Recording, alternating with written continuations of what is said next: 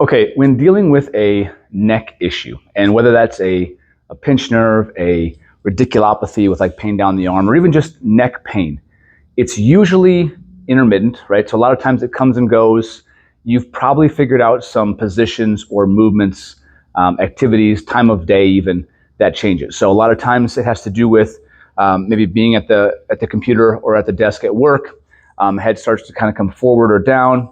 Maybe it's driving. Maybe it's when I try to look up and like, oh, it pinches and kind of comes down into the neck of the trap area. So the first thing you want to do is identify some of those movements, some of those maybe offending or aggravating things. Very important. It's not because we're going to stop them. It's because we want to know, we want to gather information. Then we want to take and set some baselines. So we need to sit up very tall. You can't do this while you're slouching. If you're slouching, you're automatically kind of set in this forward position. So we got to get ourselves nice and tall to start with, and then understand that we're looking for information and some changes in the pain. So at first I'm going to say, well, I have some right-sided neck pain over here. It's kind of into my neck, side of the neck, trap, maybe even my shoulder blade. Occasionally it comes down my arm, but not right now, right? Because it comes and goes depending on what I do. I'm going to set some baselines. I'm going to check my rotation. Let's check right. Ooh, I can feel it there, okay? It increases pain. It goes from a 4 to a 6, okay? Come back, still a 4. Information, it's not wrong to produce or increase that pain. Now let's go left. I feel left, okay, that's a little bit easier. Not quite as much pain over there. Then set your side bending, right, or tilting baseline. So over to the right. Ooh, when I come into that and close that down, that hurts more. Okay, about a 5 or 6 again. Come over this way. That one also kind of hurts. Increased pain. But when I come back, still fine. Then check your last baseline, which would be into either flexion, so down, right? So flexion, that feels tight. It kind of pulls. I don't really like that sensation. Come back up, it's fine. Then set extension. And that one really starts to hurt, and I feel very, very blocked or obstructed with my movement when I come back like that. Oh, that really doesn't feel good. So we set the baselines. Now we can start working into the stretches. I know you will likely find something, on YouTube that'll have you doing all these stretches to the side and all these weird things. You probably don't need to do that. Just start with one very simple and basic movement to test against or retest against your baselines, right? So if you start doing 5 or 6 things and you're no better, or if you're worse, how will you know which one it was? So start first with just a very simple, tall retraction. The reason for that is you're going to get upper cervical flexion and lower cervical extension, which is where the majority of these neck problems are lower cervical from a lot of times our head being down and forward. We're looking at things, we're doing things out here. So do the opposite of that. So it's my right side, so I'm going to leave my right arm down. I'm just going to guide my head straight back, tuck in and relax. It's likely, very likely, you're going to produce or increase that pain while doing this. Now, what you're not doing is resisting it and trying to use your muscles to strengthen the neck. Has nothing to do with it. These muscles have nothing to do with that pain. So you want to try to keep them turned off as much as possible because you're not strengthening anything. You're just moving. I'm just guiding with my hand here straight back. You see, I'm not hunched up here. I'm not resisting it. I'm just ever so slightly guiding back.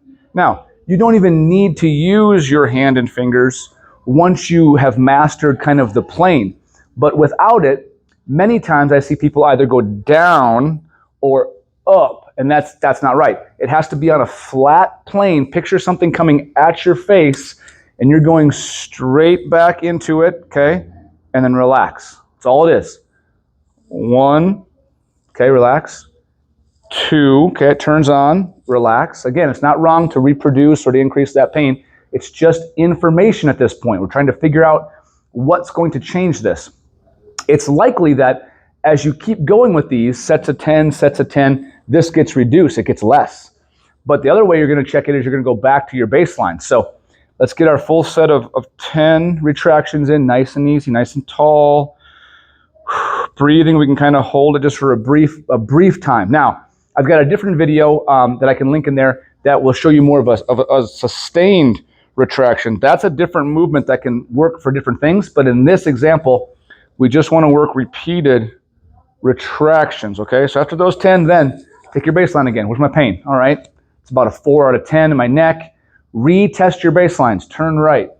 Oh, I go a little farther. The first time I only went here. Now I'm going here before it turns on to a 6. That's an improvement. The mechanics have improved. The symptoms are about the same when I get there, but I can do it easier. So you want to check all those baselines again, all right?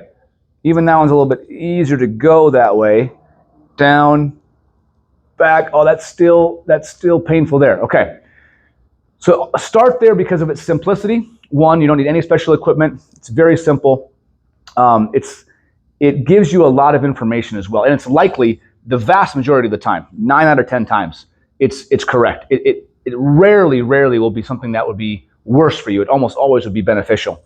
So once you start working into this retraction movement here, okay, sets of 10, at least get 30 or 40 repetitions in, so 3 to 4 sets of 10.